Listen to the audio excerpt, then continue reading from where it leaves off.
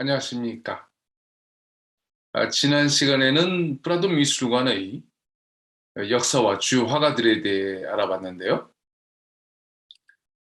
이번 시간에는 화가와 작품들의 이 시대를 보다 거시적으로 이해하기 위해 왕과 화가들을 대입해 보도록 하겠습니다. 작품이라는 것은 그 자체로 의미를 갖고 있는 게 사실이지만 시대적 좌표도 무시할 수 없죠. 말하자면 한 작가의 작품이라는 것은 그만이 독창적인 것 같지만 사실 그가 살던 시대를 반영하는 것은 당연할 것 같습니다. 이렇다 보니 특히나 고전 작품들 같은 경우는 작품성도 그렇지만 역사적인 의미를 짚어보는 것도 중요한데요. 실제로 작품성은 떨어지지만 역사성 때문에 평가받는 경우도 있는 게 사실이죠. 우선 프라도 미술관이 소장하고 있는 초기의 그림들에 대해 말하기 위해서는 카를로스 1세를 언급해야 할 것이고요.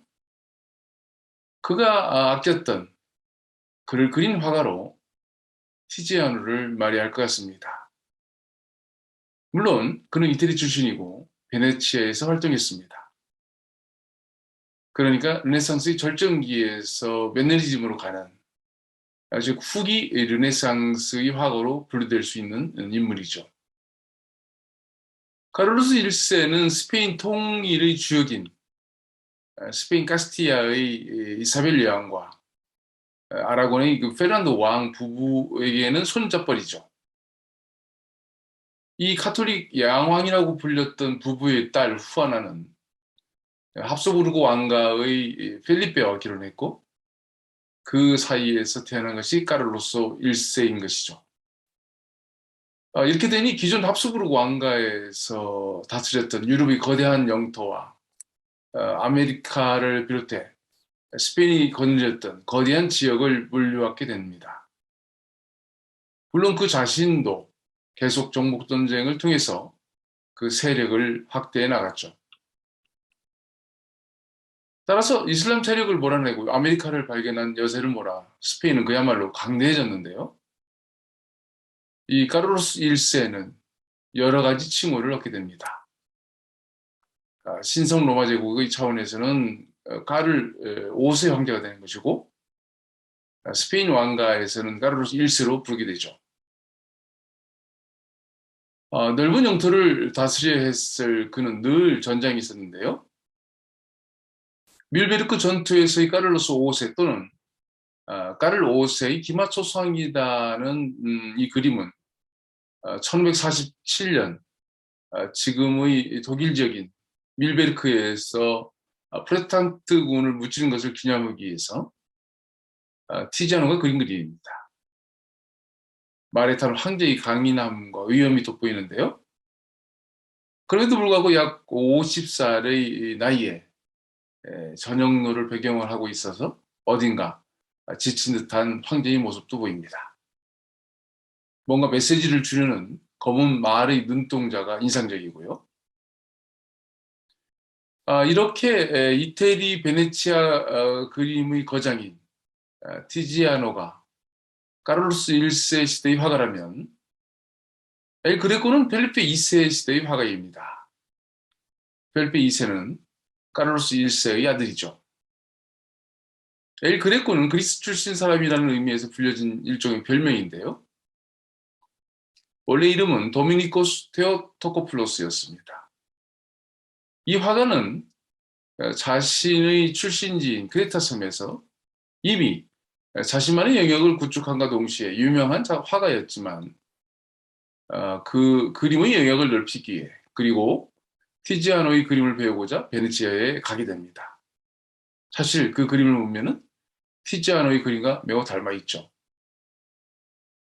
그는 약 10년에 걸친 이태리에서 생활을 했고 스페인 땅에 들어오게 되는데요. 아마도 여기에는 그가 티지아노풍의 그림을 그렸고 역시 베네치아에서 공부했다는 것이 크게 작용했을 것으로 보입니다. 그는 마드리드 인근에 있으면서 스페인의 오랜 수도였던 똘레도에 정착하게 되는데요. 이후 스페인 화가들에게 직간접적으로 영향을 줬다고 볼 수 있겠죠. 그와 그의 그림에 대해서는 이후에 설명하기로 하고요.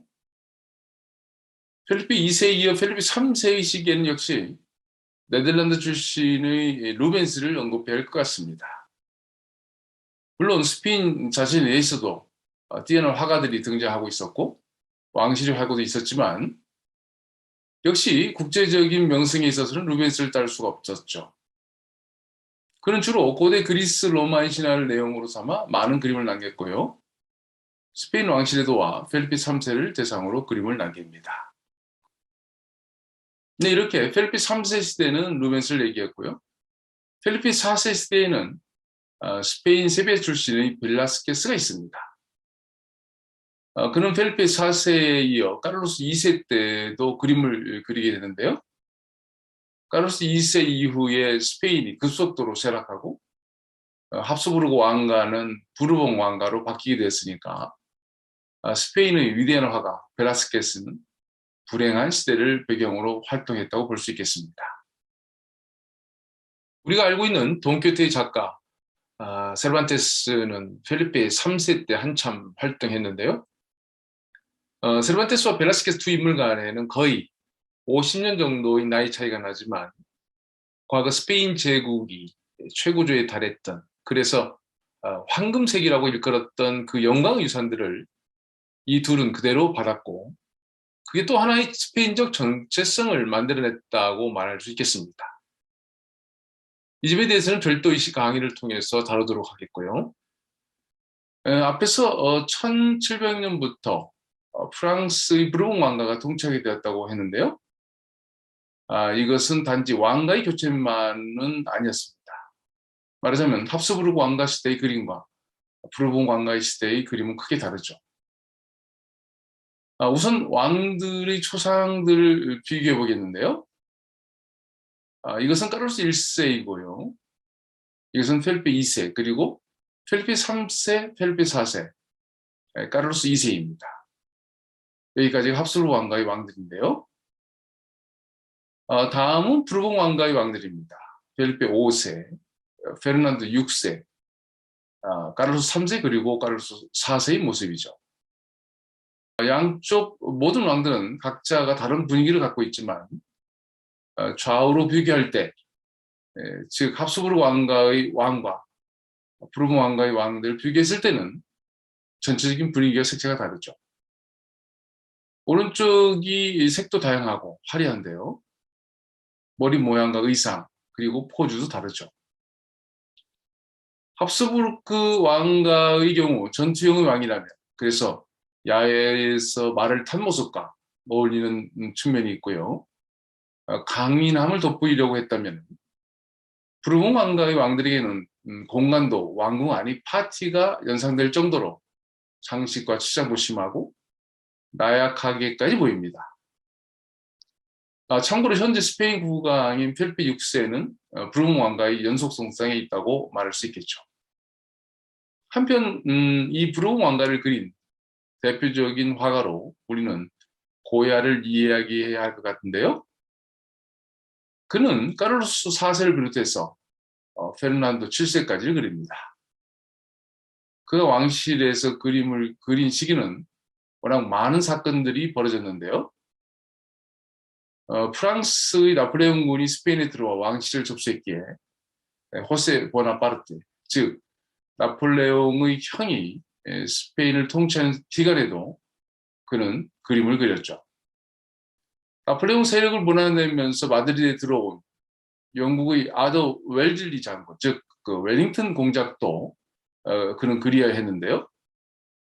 두 경우 모두 스페인이나 고야 입장에서는 드러낼 수 없는 역사였기에 그가 어쩔 수 없이 그리야만 했을 작품들은 현재 드러나 있지는 않습니다. 대신 전쟁 중에 고통을 받고 있던 스페인과 스페인 사람들을 그려낸 그림들은 남아있는데요.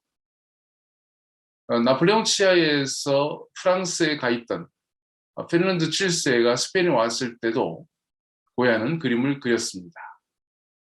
페르난도 7세는 프랑스를 배격했지만 그의 모습에서는 왠지 나폴레옹, 즉 프랑스식 의상과 포즈를 보게 되는 것도 사실이죠. 위에서 스페인을 대표한 화가 벨라스케스가 강대한 스페인 제국의 쇠락기에 그림을 그렸다고 했는데요. 스페인을 대표하는 또 다른 화가 고야는 그보다 더 큰 스페인의 위기와 혼란 그리고 변화의 시기의 그림을 그렸다고 말할 수 있겠죠. 고야의 그림에 대해서는 뒤에 다시 설명하기로 하겠습니다. 네, 이번 시간에는 프라도 미술관을 연대기적으로 이해하기에 각 왕들과 그에 해당되는 화가들을 대표해 봤는데요. 특히 왕들이 초상을 통해서 시대의 변화와 역사적인 사건들 그리고 화가들의 특징들을 간략하게 살펴봤습니다. 감사합니다.